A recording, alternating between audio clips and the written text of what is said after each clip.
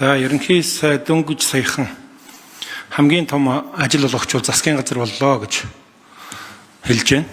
Ер нь яг бүтцийнхээ хуулийг энэ хуулиа өнөөдөр хэлж байгаа хуулиа эхэлж оруулж ирээд дараа нь засгийн газраа байгуулсан бол их зүгээр байхасандаа тэгээ яг төрийн байгуулалтын байнгын хорооны санал дүгнэлт уншигдчихлаа. Үндсэн хууль зөрчсөн эсгийг чинь цаг хугацаа харуулах биз. Яг хууль нь өмнө орж исэн бол бид бас танд санал хэлэх гээд байсан. Ер нь энэ төрийн хэтэрхийн данхар бас энэ бүтцийг нэг жимбийлгээд цомхон бас энэ цаг үедээ зогтсон засгийн газрын бүтц бүрэлдэхүүнийг оруулж ирэх болов уу гэсэн хүлээлттэй байсан. Та харин сая яг миний асуух гэж байсан асуултанд энэ ган хөлөг гишүүний асуултанд хариулж явах явцдаа дурдчихлаа. 2015 онд би энэ урд туршид нэг саммитэд оролцоо явж байсан томоохон худалдааны урд турш цахим худалдааныхаа хуулийг тэр үед баталж ирсэн 10 жилийн өмнө. Бид үндсэндээ худалдааны хуульгүй ялангуяа энэ цаг үеийн цахим худалдааг зохицуулах ямар ч эрх зүйн орчингүй явж ирлээ. Худалдааны яам байгуулах байсан болов уу гэсэн би бодол байсан. Хэрвээ хууль нь бүтцээсээ өмнө одоо хуулиа оруулж ирсэн бол цахим худалдааг за миний асуулт. Цахим худалдааг зохицуулах талаар ямар арга хэмжээ авах вэ? Цахим орчинд энэ худалдааны салбар одоо хил хязгааргүй болж худалдааны бизнес түрээсийн лангуу одоо худалдааны бизнес эрхэлдэг олон аж ахуйн нэгжүүд бол Монголд бас үр хаалга хааж байгаа. Цахим худалдаанд энэ гадшаа уршиж байгаа мөнгөн гүйлгээг яаж хянах юм? Одоо энэ гальта карго гэдэг ойлголт бий болчихлоо шүү дээ. Тэгэхээр энэ гальта карго гэдэг ойлголтын дээр цахим худалдаанаас гачаа гүйлгэ болоод энэ цахим худалдаанаас яаж татвараа авах? Энэ талаар ямар бодолтой байгаа юм? Цахим худалдааны ашиг гэдэг бол одоо харьцангуй ойлголт болчих واخгүй юу? Яг үндсэндээ ингээд шууд худалдаа авалт хийж байгаа хүн бол харьцангуй гайгүй. Гэтэл энд ямар зохицуулт байхгүй.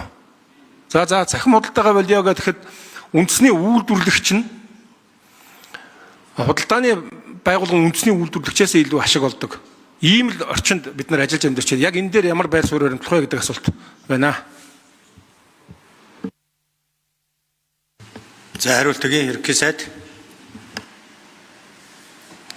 За засгийн газрын бүрэлдэхүүний хуулийн хэлцүүлэг дээр бол ямар нэгэн хуулийн зөрчил байхгүй. Иймч практик прецедент жишгтэй 2021 онд засгийн газрын гишүүдэд томилоод засгийн газрын бүц бүрэлдэхүүнд өөрчлөлт оруулахгүй явж байгаад бараг жилийн дараа бүрэлдэхүүний хууль бүтцийн хуулинд өөрчлөлт оруулж исэн жишгч вэ? Бүрэлдэхүүний хуулиа өөрчлөлт оруулаад явж исэн жишгч вэ? Бүх засгийн газрын өмнөх жишгүүдийг судалж байгаад өнөөдөр энэ жишг хуулийн зөрчилгүй гэж явж байгаа гэдэг би онцолж. Хоёрдугаар тань бол 100% санал нэг байна.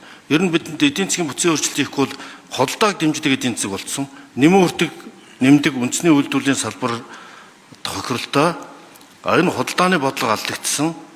Худалдааны яам экспорт импортын зөвлөл хороо экспорт импортын банк гэсэн тэгээ гайл гэсэн нэг юм зогсогцолцоо байж худалдааны схем худалдааны эдийн засгийн худалдааны эрх зүйн орчин бүц тогтолцоо ажилладаг юм журамтай. Харамсалтай нэг 30 жил гажуудсан юмыг нэг өдөр нэг өргөс авсан юм шиг засах болцоо алга. Ийм учраас бид эдийн засгийн хөгжлийн яамыг бараг үндсэн хуульчилж шинээр байгуулж эдийн засгийн худалдаа юмд болно худалдааны бодлого зангидыг гэж төлөвлөж анх эдийн засгийн хөгжлийн бодлого доктортой байна гэдэг үндсэн санааг үндсэн хуулинд оруулсан юм байна. E-commerce-ийн хууль ч гэсэн яг тантай адилхан. Одоо энэ манай орчинд хамгийн дутагдж байгаа энэ зүйл ийм болоод байна. Тэгвэл манайх одоо экспонент хөгжлийн загвар буюу өсрөнгөө хөгжлийн загвар бол энэ захим шилжилтээр их болцоотой. Энэ рүү бид онцгой анхаарч ажиллана. Энэ дашрамд бас дэлхийд Монгол улсынхаа нэрийг зураатуулж Монгол бахархал омгшлыг төрүүлсэн Монголын залуучууд Монгол зүй багийн хамт тамирчидаа e-спортын Монголын нэрийг дэлхийд зураатуулсан тамирчидаа бас баяр хүргье. Энэ нэрийг ашиглаад гэж бодож байна. Үнэхээр энэ залуучуудын маань энэ авиас чадварыг дэлхийд харуулж чадлаа. Цөөхөн үндэ Монголын залуучуудаа бас баярлж байна.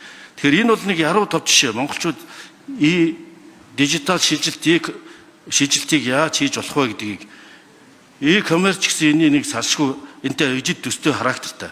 Ийм учраас энэ e-commerce буюу захим худалдааны хуулийг яалтаа өргөн мэдүүлж худалдааны эрх зүйн орчинтой хамт өргөн мэдүүлж барих ёстой гэсэн таны санаачлалыг дэмжиж байна. Энийг ч гэсэн чиглэж ажиллах болно. Гомбын Ганбаатар гишүүн таныг энэ чиглэлээр бас их хурлаа санаачлалтад хамтарч ажиллахыг хүсэж байна.